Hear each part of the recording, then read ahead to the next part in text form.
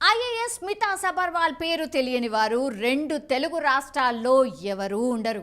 గత 9.5 సంవత్సరాలుగా తెలంగాణ సీఎంఓలో కీలక అధికారినిగా ఉన్నారు. సీఎం కేసీఆర్ ఆమెకు కీలక బాధ్యతలు కూడా అప్పగించారు. నీటిపారుదల ప్రాజెక్టుల పురోగతిని ఆమె హెలికాప్టర్లో వెళ్లి మరీ సందర్శించారు.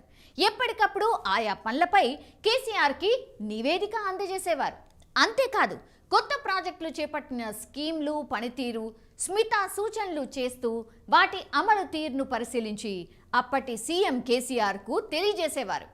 సీఎం పెట్టే ఏ సమీక్ష అయినా స్మితా సబర్వాల్ ఉండాల్సిందే. కేసీఆర్ ఏరి కోరి స్మితా సబర్వాల్ను తెచ్చుకున్నారు. ఎందుకంటే ఆమె పీపుల్స్ ఆఫీసర్గా పేరు తెచ్చుకున్నారు. కరీంనగర్, మెదక్, వరంగల్లో ఆమె పనిచేసినప్పుడు ఆమె అనూహ్య మార్పులను తీసుకొచ్చారు. రోజుకు 200 మంది తమ సమస్యలతో వచ్చినా ఓపికగా వారి కష్టాలను తీర్చేవారు. ఆమె కలెక్టర్గా ఉన్నారంటే జిల్లా ఆసుపత్రి నుంచి ఆర్డీఓ ఆఫీస్ వరకు, మున్సిపల్ ఆఫీస్ నుంచి ప్రభుత్వ కార్యాలయాల వరకు పక్కడ్బందీగా జరిగేవి. స్మితా భర్త ఐపీఎస్ అయితే స్మితా చిన్నతనం నుంచే చదువులో చాలా షార్ప్. అతి చిన్న వయసులో ఐఏఎస్ ఆఫీసర్గా దేశంలోనే రికార్డు స్థాయిలో క్రియేట్ చేశారు. స్మితా సబర్వాల్ అంటే వేరే రాష్ట్రానికి చెందిన సివిల్ సర్వెంట్ అనుకుంటూ ఉంటారు చాలామంది. కానీ వారి కుటుంబం సికింద్రాబాద్లోనే సెట్ అయింది.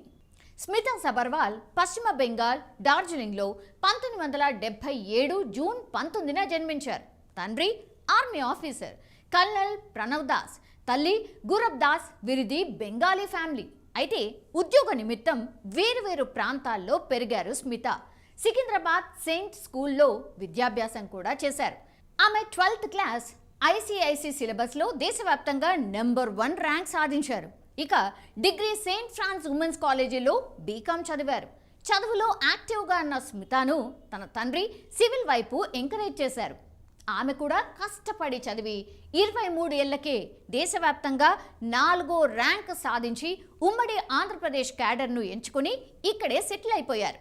లాల్ బహదూర్ శాస్త్రి అకాడమీలో శిక్షణ పూర్తయిన తర్వాత ఆదిలాబాద్ జిల్లా మొదటి ట్రైనీ ఆఫీసర్గా జాయిన్ అయ్యారు. అయితే ఇండిపెండెంట్ ఛార్జ్ మాత్రం చిత్తూరు మదనపల్లి సబ్ కలెక్టర్గా పనిచేసి ల్యాండ్ రెవెన్యూ మేనేజ్మెంట్ అడ్మినిస్ట్రేషన్లో అనుభవం సాధించారు. తర్వాత డిఆర్డీఏ కడపలో పనిచేశారు. తనకి పూర్తి స్థాయి పవర్ మాత్రం వరంగల్ మున్సిపల్ కార్పొరేషన్ వచ్చినప్పుడు అని చెప్పొచ్చు. ఆమె వరంగల్లో అనూహ్య మార్పులు కూడా తీసుకొచ్చారు. బస్ స్టాప్స్ కావచ్చు, ట్రాఫిక్ జంక్షన్స్ కావచ్చు, ఇక పార్కుల సుందరీకరణ కావచ్చు, వాటన్నిటినీ నిర్మించి నగర రూపురేఖల్నే పూర్తిగా మార్చేశారు స్మితా సబర్వాల్. అంతేకాదు, ఈ కార్యక్రమంలో ప్రజలను భాగస్వామ్యుల్ని కూడా చేశారు. ఆ తర్వాత విశాఖపట్నం కమర్షియల్ ట్యాక్స్ డిప్యూటీ కమిషనర్గా పనిచేశారు. కర్నూలు జాయింట్ కలెక్టర్, ఆ తర్వాత హైదరాబాద్ జాయింట్ కలెక్టర్గా పనిచేశారు. 2011లో మొదటిసారి కరీంనగర్ జిల్లా కలెక్టర్గా బాధ్యతలు స్వీకరించారు. ప్రభుత్వ ఆసుపత్రుల నిర్వహణను దగ్గర ఉండి చూసుకున్నారు. అమ్మ లాలన ప్రోగ్రాం కింద పేద గర్భిణీల ఆరోగ్యంపైనే కాదు, వారి ప్రసవాలు కూడా ప్రభుత్వ ఆసుపత్రుల్లో జరిగే విధంగా చర్యలు కూడా తీసుకున్నారు. ఇక స్మితా సబర్వాల్ చేపట్టిన వైద్య విభాగంలో మార్పులు దేశానికే రోల్ మోడల్ అని చెప్పొచ్చు.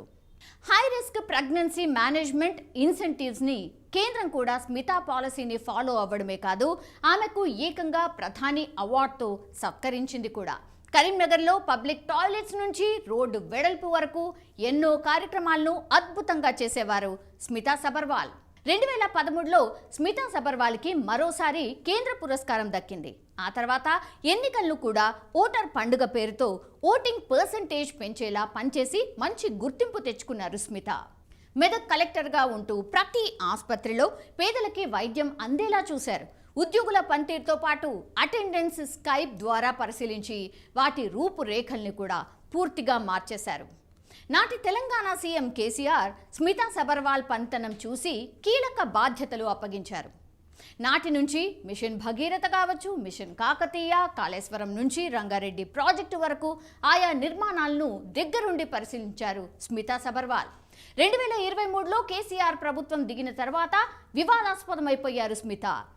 చివరికి నీటిపారుదల శాఖ ముఖ్య కార్యదర్శి బాధ్యతల్లో ఉన్నారు. కానీ సీఎం రేవంత్ రెడ్డి ప్రమాణ స్వీకారానికి ఆ తర్వాత కూడా ఆయన్ని ఎప్పుడూ కలవలేదు. మంత్రి ఉత్తమ్ సమీక్షలో కూడా లేకపోవడంతో వివాదాస్పదమైపోయింది. ఈ సమయంలో స్మితా సబర్వాల్కి బదులు ఆమ్రపాలి పేరు బయటకొచ్చింది. అంతేకాదు, రేవంత్ రెడ్డి ప్రభుత్వంలో పనిచేయడం ఇష్టం లేక కేంద్ర సర్కార్కు డిప్యుటేషన్ మీద స్మితా వెళ్తారన్న ప్రచారం కూడా మొదలైంది. అయితే స్మితా సబర్వాల్ను వెళ్లనివ్వొద్దు అని retired IAS Akunuri Murali CM రేవంత్ని సూచించారు. నీటిపారుదల ప్రాజెక్టు పనుల నిమిత్తం దేశంలో హెలికాప్టర్లో ప్రయాణించిన ఏకైక ఐఏఎస్ ఆఫీసర్ ఆమె. వాటి వెనుక ఉన్న రహస్యాలు తెలుసని ఆయన విమర్శించారు కూడా. సో తన పనితీరు వివాదాస్పదం కావడంతో క్లారిటీ ఇచ్చారు స్మితా సబర్వాల్. తాను ఎక్కడికి వెళ్లడం లేదని, తెలంగాణలో ఉంటానని స్పష్టం చేశారు. నా మీద కొంతమంది అసత్య ప్రచారాలు చేస్తున్నారని కూడా ఫైర్ అయ్యారు.